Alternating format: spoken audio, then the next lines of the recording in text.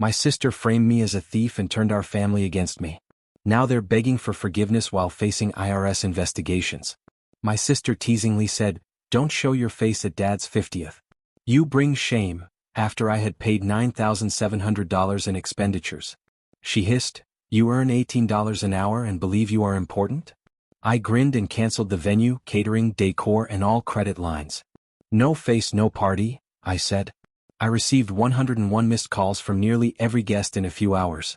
"Don't you dare show your face at Dad's 50th, Michael."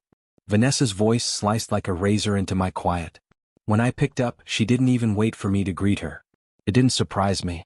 Most of our chats these days, if you could call them conversations at all, went like this. She went on to say in a disgusted tone, "You bring shame to this family. You make $18 an hour and you actually think you deserve to be there? Pathetic." My jaw tensed, but I remained silent. Words are weapons in my family, and Vanessa was always armed to the teeth, as I discovered long ago. "Michael," she continued, "you don't belong at the country club. You'll embarrass Dad. All his friends will be there, people with real careers, real money, not some low-level IT nobody who lives paycheck to paycheck." For a minute, I closed my eyes, allowing her words to envelop me like they always had. The subtle embarrassment, the old hurt, and the reminder that my efforts were never sufficient. However, something was different this time. I finally said in a firm voice, "Vanessa, I paid for this entire party, the venue, the catering, the decorations, almost 10 grand out of my own pocket." She chuckled. To be honest, I laughed. I had heard that condescending, mocking chuckle since we were young.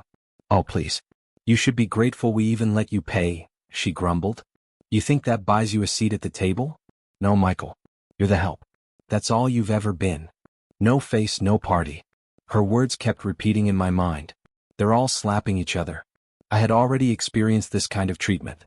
I had been the one keeping everything together for years, picking up the pieces, paying the bills, and making the sacrifices. And each time I kept telling myself that perhaps, just possibly, this would be the day that they would finally accept me as a member of the family. However, they never did. I forced myself to remain calm as I gently breathed. Something was shattering inside, though, or perhaps, at last, it was being reconstructed. I grinned because the choice had been made, not because I thought it was humorous. "No face, no party," I said quietly again. "Got it?" I hung up after saying that. What none of them knew, and what Vanessa didn't know, was that I wasn't going to accept it this time. I had finished their game. This time they were going to find out just how much power I actually have. I believed I was helping for years. I see now that I was feeding a monster. It began modestly. It always does. The golden kid had always been Vanessa, the ideal daughter, the bright spot. And me? I was just Michael, the one in charge. The person who wired the money, cleaned up the mess, and never inquired. However, Vanessa, she was skilled at playing everyone. Following her third failed relationship and another job that she somehow lost unfairly, she experienced financial difficulties once more last year. She sobbed as she called and said she was unable to pay her credit cards. "Michael, you know I'd never ask if it wasn't serious. I'm trying, but life's been so unfair lately." I made the payment. I always did. But she was telling another story behind my back. My Aunt Diane stopped returning my calls, which is when I realized the transition had occurred. Then, Uncle Frank began responding to me in the family group chat with icy, one-word responses. Even Mom's texts eventually became more aloof. I initially believed that I was dreaming and that perhaps they were simply preoccupied. However, when my cousin Matthew unintentionally sent me a screenshot from another group chat, the reality hit me like a ton of bricks. Vanessa wrote, "Michael's not well. He's been stealing from Vanessa for months. We're worried about him. He's so resentful of our success. He's trying to turn the family against me." There. It was as simple as day. She was causing them, poisoning them. For a minute I was unable to breathe. Is it theft? Her debts were paid by me. She wasn't done though. It intensified a few weeks later. Suddenly my dad called me. His voice was icy. Not the same. "Son, we need to talk. Your sister told us everything. If you're struggling, just admit it." But dragging Vanessa down? That's unacceptable. I made an effort to clarify. I made an effort to be honest with them, that I had spent years helping her. However, they refused to listen. Mom interrupted. "Why would Vanessa lie? She's your sister. Family doesn't lie. That's what they always say. Family is honest." But they were constantly lying. Then the phony evidence surfaced. How she did it is beyond me, perhaps a tech-savvy friend or a cheap app. However, Vanessa managed to produce screenshots of text messages that appeared to show me threatening her, demanding money back, and even using derogatory language I never used. She even had audio recordings, voice recordings that had been edited, spliced, and altered. My voice was pieced together from previous voicemails. In one I almost yelled, "You owe me. You're worthless." Those were phrases I had never spoken. Never.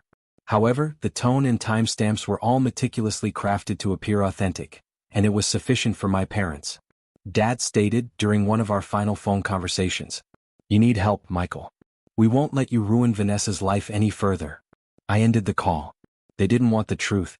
I recognized then they desired a villain. Vanessa also gave them one. Meanwhile, the planning of the celebration went on without me. Vanessa assumed complete command. Every day she shared updates on Facebook, including images of the location, the custom cake taste, and floral arrangements. Each post concluded in the same manner. "All for Dad." I spared no expense because family means everything. The comments came flooding in. "You're amazing, Jess. Your brother could learn a thing or two." As if I didn't exist, I silently observed my own family members cheering her on with love reactions and emoticons, as if I hadn't spent almost $10,000 on this party that they acted like hers. However, Vanessa committed a single error. Her digital fingerprints are all over the place. The payment receipts were still with me, all in my name. The wire moves. Everything connected to my accounts, including the bills from the caterer, florist, and event coordinator. I kept everything. Each and every screenshot, every message, each transfer, all lies. The last public humiliation followed. My Uncle Henry made the following message in the family chat 2 days prior to the celebration. "It's a shame Michael won't be at the party. Maybe it's for the best. He's been unstable lately." And Diane then added, "Vanessa worked so hard for this. Michael would have just made it uncomfortable. They weren't only leaving me out, I was being erased. Vanessa had prevailed. Or so she believed. The intended purpose was a laid-back coffee café. Neutral territory. However, I went with the Glass House, a tiny, peaceful botanical café hidden behind a downtown antique bookshop. Soft instrumental music played over the mutter of distant voices, and there were bright glass walls with lush green plants hanging from every corner. It appeared to be innocuous. Come. Peace was going to die here today, which is why I chose it. Together they arrived. As usual, Dad took the lead, tense shoulders, piercing gaze, chilly, clipped voice. Despite the fact that we were indoors, Vanessa followed him while wearing sunglasses. As usual, Mom lingered in between, trying to read the air with anxiously darting eyes. They took a seat on the other side of me. Dad fired the first shot before anyone else spoke. "Michael, let's not waste everyone's time. You've caused enough damage.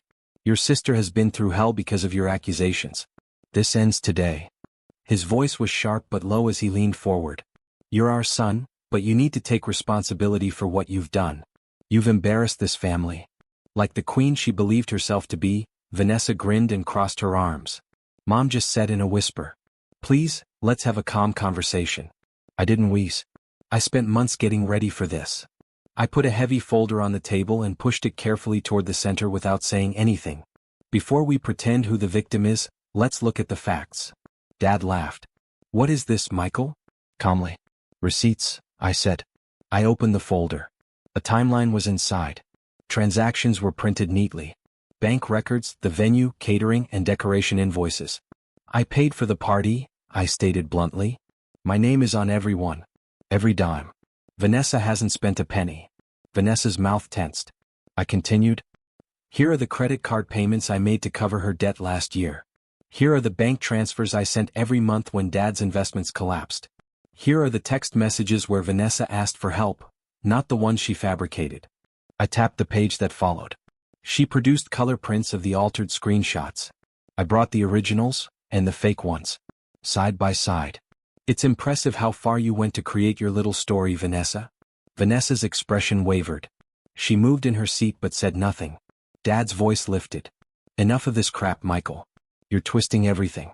These are misunderstandings. Old issues. You're making it worse." "Are they?" I inquired, remaining composed. I reached into my pocket and took out a USB stick. This is a recovery from Vanessa's own hard drive. She never deletes anything, including her audio montages. I hit the play button on my laptop. Broken, badly edited voice clips abounded in the cafe. Spliced, chopped my voice. Choppy changes. Then I said, "You're worthless. You ruin everything." The next one. It was obvious to anyone listening that it was phony. A poor word collage. Vanessa's expression went white. Mom finally said something at that point, forceful but quiet. "Vanessa, is this true?" Vanessa stopped. She parted her lips, then shut them again. Her lip quivered. She stammered, I didn't mean for it to get this far. He was trying to turn you against me. I had to protect myself by inventing threats." I responded. Dad attempted to intervene. "Michael's always been unstable. You know how sensitive he gets."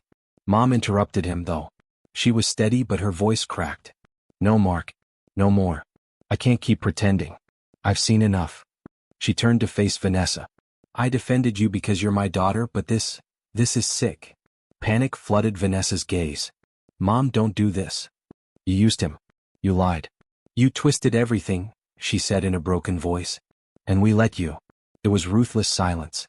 Vanessa sprang to her feet, snatched up her handbag and rushed out of the café, pushing past a waiter. A number of patrons turned to observe. Dad's fists clenched. He gave me a growl and asked, "Are you happy now?" "Not happy," was my response. "Done." Anger filled his face, but before he could speak another word, Mom took hold of his arm. She was so tired, not angry, that tears streamed down her cheeks as she gazed at me. "I'm sorry, Michael." I got to my feet. "It's too late." "Sorry." I then departed. Behind me, in the hushed remains of their shattered falsehoods, stood the ideal little glass café. I would never be under their power again. How did she look? Priceless. Within 48 hours, she stopped posting on social media. Then Dad arrived. Everything was uncovered by Claire's team, including the business loans co-signed with fake signatures, the unpaid taxes, and the retirement money he embezzled under my name. Within a week, the IRS launched a parallel probe. He made an effort to defend himself, sent irate SMS and threatening voicemails. "You want to destroy your own family? You'll regret this, Michael." I didn't answer. My lawyer did. All further communication must go through legal counsel. Mom was the first to break. After 3 weeks, she wrote me a lengthy, heartfelt email. "Michael, I know things got out of hand. We're still your parents. We can fix this. You don't have to go this far. Family should forgive, not punish. Please talk to me." I didn't directly respond. Claire returned a single sentence. "All negotiations will be handled through our office." The walls were closing in on them all by the second month. Vanessa was charged with identity theft and evidence falsification. While the investigation was ongoing, the judge put a halt to her statements. Overnight, her life as an influencer disappeared. She put up a desperate GoFundMe link before removing it, and that was the last thing I saw. No one made a donation. The blow to Dad was even more severe. Fines were imposed by the IRS. His business license was revoked by the state. Loans went into default once the banks called. Like a sandcastle in the tide, his real estate business, founded on conceit and deceit, fell apart. An old family friend told me that, in order to pay for the escalating legal bills, he sold his property in a matter of weeks. They tugged threads behind closed doors for years, always believing I was too helpless to resist. Once they were correct. No more. My lawyer gave me the last update over the phone at the conclusion of the 3rd month. "We're finished." Vanessa narrowly escaped going to jail by accepting a plea deal that included steep fines and long-term financial limitations after entering her pleas to multiple offenses. Dad consented to a large settlement, which included payment for the years of deception that were carried out in my name. My hands briefly trembled when I noticed the balance of the entire compensation that had been deposited into my account. The money wasn't even the main factor. It was the quiet that followed. Not a single call, message, or drama. For the first time in years, they had vanished. I had freedom. I made an appointment with the courthouse a month later. It was silent and swift. When I signed the documents, the clerk hardly raised her head. I altered my last name with a single signature. I abandoned the moniker they had used to manipulate me and tarnish me with their falsehoods. It was now solely theirs, and their failure. I felt a weight finally leave my chest as I walked out of that courthouse into the brilliant morning light. I was out of hiding. I wasn't erased by them. I was formed by them. I imagined that liberation would feel like anger, triumph, or retribution. However, it seemed to be quiet. Silence was lovely too. I never woke up to text requesting money for the first time in my life. No voicemails that made me feel guilty. No signals of concern that were actually passive-aggressive. Simply silence. As well as her. 3 months after the legal dust cleared, I got to meet Emily. I wasn't even searching for anything at first. I was still reconstructing myself, not just my life. Without the incessant din of my family's expectations, I hardly knew who I was. However, she noticed me. Not me in my damaged state. Not the antagonist that my sister depicted. Not the failure my dad made fun of. Me. After I eventually moved into a place that was all mine, we sat together one evening in my apartment. Only my name appears on the documents. As she silently leafed through the folder I'd shown no one else, the warm city light flooded through the windows. The whole history. The falsehoods. The legal actions. Devastation. The resurrection. I kept a close eye on her face while she read. When she did look up, her eyes were filled with admiration rather than fear or sympathy. She said, "No one ever realized how strong you are. And stronger than you think." I didn't believe it until then. The months went by like chapters one never imagined I would be able to write, together. We constructed something easy, sincere, actual. Coffee runs in the morning, walks late at night, and lengthy conversations about everything and nothing. She never made any requests. She never gave me the impression that I owed her anything in return for her devotion. However, the past always wants to reappear. Much like decay, it began modestly. An email from an unidentified sender. Then I received an SMS from an unfamiliar number. Then another. And yet another. Mom. My dad. Vanessa too. Their voices sounded like a frantic chorus. "We've made mistakes. Let's move forward. Family is forever. You've proven your point. Can we start fresh? Don't let outsiders poison your blood." Outsiders. It was a word that told it all. Because Emily was not under their control. They continued to view her as a threat. Since she didn't participate in their game. One evening I warned her. "They'll keep trying." She grinned and said, "Then we'll keep ignoring them." And we did. We strolled through the downtown streets hand in hand one evening as summer finally gave way to fall. The walkways were adorned with dazzling reds and golds from the leaves. Her palm felt warm to me despite the frigid weather. I used to avoid the river walk since it was full of memories, of what I felt I had lost. But we stopped close to it. It was just another lovely vista now. She leaned close to me. She whispered, "Do you ever regret cutting them off?" I paused to reflect. "No," I replied. Because I never really cut them off. They cut themselves off. The moment they chose to break me. She gave my hand a squeeze. And they failed. I grinned. Not resentful, not upset, simply free. That night the phone buzzed again. One more email, one more appeal. I didn't even crack it open. Rather, I pulled out my camera, raised it, and snapped a photo of us just standing there, grinning, alive. Everything my family never understood was represented in the picture. You don't get peace by default. You have to battle for it, I whispered, partly to myself but loud enough for her to hear. As we made our way back home under the city lights, they tried to bury me. Instead I bloomed. I meant it too. Every single syllable.